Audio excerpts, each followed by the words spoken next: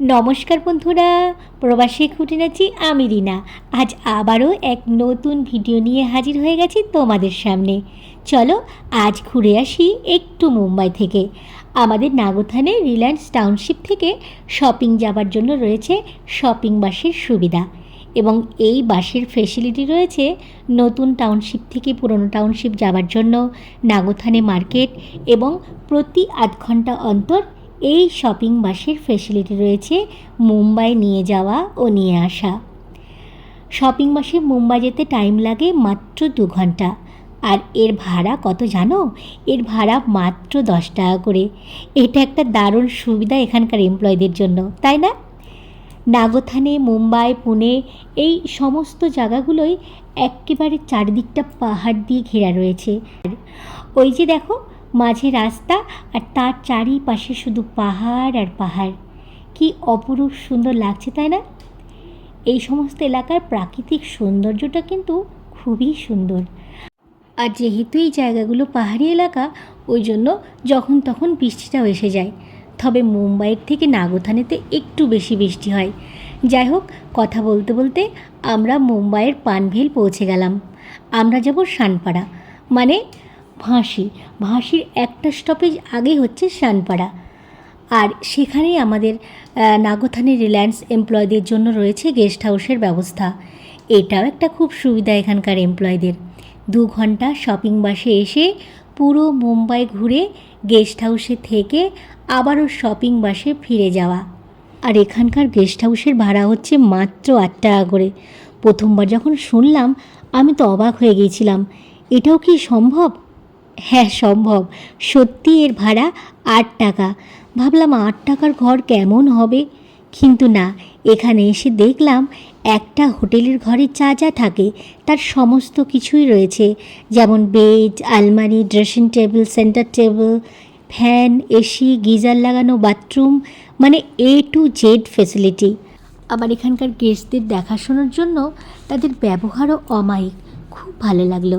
যাই হোক, আমরা গেস্ট হাউসে এসে একটু ফ্রেশ হয়েই বেরিয়ে পড়লাম দুর্গাপুজো দেখতে। আমরা মেনলি এখানে এসেছি দুর্গাপুজো দেখতে, কারণ শুনেছি মুম্বাই নাকি অনেক দুর্গাপুজো হয়। আমাদের নাগোথানে থেকে এক বাঙালি দিভাই এসেছে ঠাকুর দেখতে। সেই দিভাই বলল এখানে শানপাড়া গেস্ট হাউস থেকে ভাঁসির কাছে একটা দুর্গাপুজো হচ্ছে, মানে আমাদের শানপাড়া গেস্ট হাউস থেকে মাত্র 2 মিনিটের রাস্তা। চললাম সেখানেই ঠাকুর দেখতে। এখানে যে পুজো হচ্ছে, সামনে একটা প্রথমে গেট বানানো হয়েছে, আর পুজোটা হচ্ছে একটা কমিউনিটি হলের ভেতর, পুরোটাই এসি রুম। প্রথমত এখানে এসেই দেখি কত বাঙালি, মানে এখানে সবাই বাঙালি, বাংলায় কথা বলছে। আর দ্বিতীয়ত এখানে এসে এত বাঙালি দেখে আমি তো খুশিতে আত্মহারা হয়ে গেছি। তার ওপর কত শাড়ির স্টল, বাঙালি জুয়েলারি, বাঙালি মিষ্টি, বুঝতেই পারছো কতটা খুশি হয়ে গেছি আমি।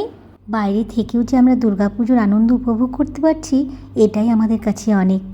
আমার ইচ্ছে ছিল রানী মুখার্জি ও কাজল দেবগনের পুজোটা দেখার, কিন্তু মনে হচ্ছে না এবারে আর সেটা সম্ভব হবে। তবে রাস্তায় আস্তে আস্তে দেখলাম এখানে ওখানে অনেক জায়গায় দুর্গাপুজো হচ্ছে। যাই হোক, এখন আরতি শুরু হয়েছে, চলো একটু আরতি দেখে।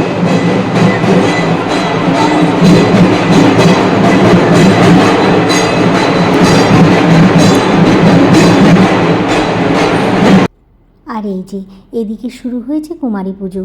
কুমারী মাকে পালকিতে বসিয়ে ঘোরানো হচ্ছে। কত ঢাকি এসেছে!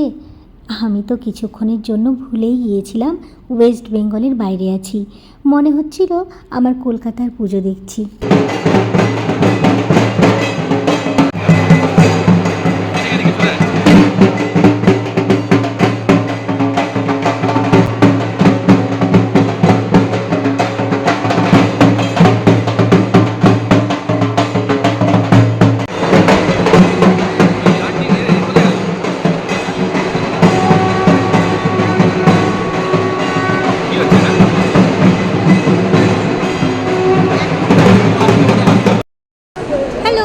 এই দেখো, আমরা এখন ভোগ খাওয়ার জন্য দাঁড়িয়ে আছি লাইনে।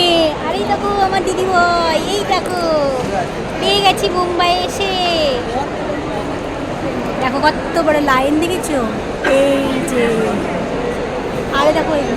দুই মেয়ে, এই যে এই দেখো এটা ছোট আর এটা বড় মেয়ে। তোমরা সবাই এনজয় করো, আমরাও একটু ভোগ খেয়ে নিই, তারপরে আবার কথা হবে।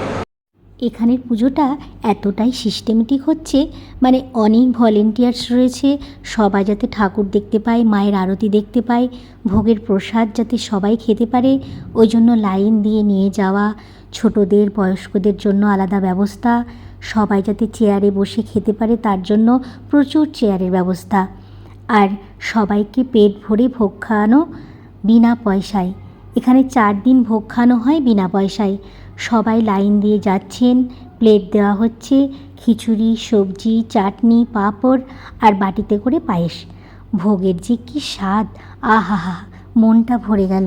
এই দেখো আমরা পেয়ে গেছি ভোগ, সবাই চেয়ারে বসে গেছি। সৌরিনটা তো খুব খুশি হয়ে গেছে, দিভাই খাচ্ছে আর আমরা সবাই খাচ্ছি।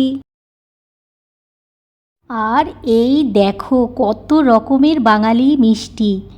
এত মিষ্টি দেখে আমি আর লোভ সামলাতে পারলাম না, প্রথমেই খেয়ে নিলাম গোটা কয়েক। আরও বিভিন্ন বাঙালি খাবারের স্টল রয়েছে।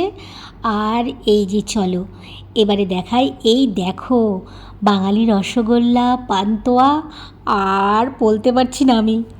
আমরা মুম্বাই এসে প্রথম দিনই দেখে নিলাম ঠাকুর, এরপর আরও অনেক জায়গা দেখার বাকি আছে।